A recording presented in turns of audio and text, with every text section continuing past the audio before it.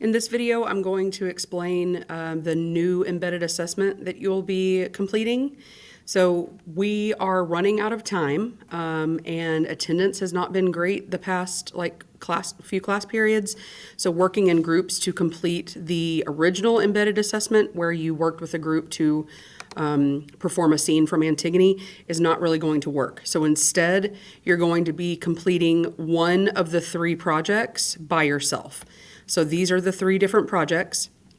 They're still going to be assessing the same objective, your understanding of the development of characters' emotions and motivations in Antigone.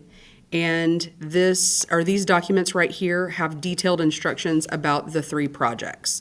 So we're going to take a look at these, and then you can decide which of these three you're going to complete, and you'll tell me your selection in this Google form right here.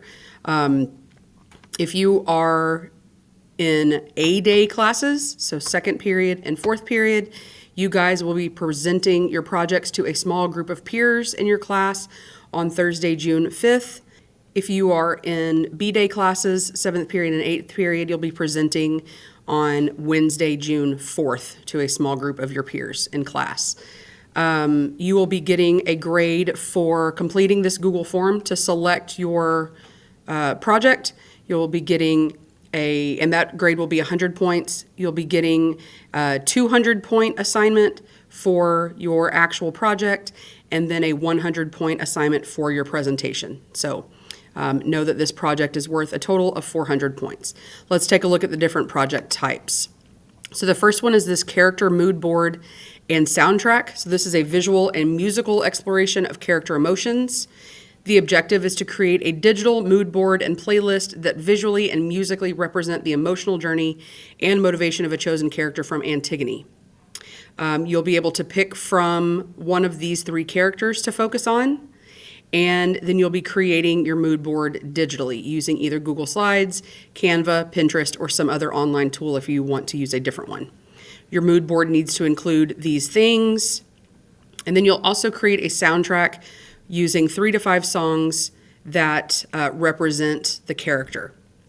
And then for each of the songs, you'll include these things, explain your work, and then here is a checklist of what you need to turn in. Here are a couple examples of mood boards. Think of it like a collage that really encapsulates the character. So you can see different images here.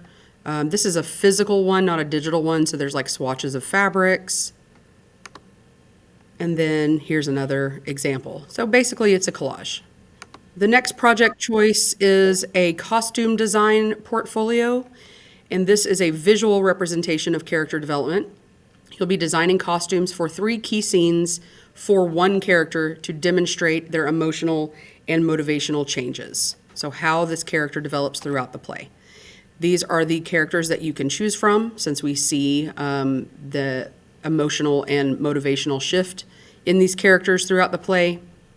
You'll pick 3 key scenes or moments, so they do not have to be an entire scene. They can be like a stanza or 2 from a scene. Think of these as like moments or clips rather than entire scenes. You can use a digital costume design tool like Canva, another online tool, or Google Slides. And you need to include these things, and then include a rationale for why you chose the things that you did. Note that the choices that you make for the costume need to symbolically represent the character, and they do not need to be accurate to the time period or setting. So you don't have to think about what would an ancient Greek costume look like based on what you have learned about the play, or base it on what they were dressed like in the film version that we watched. Think of it more symbolically. And then there's your checklist of what you need to turn in.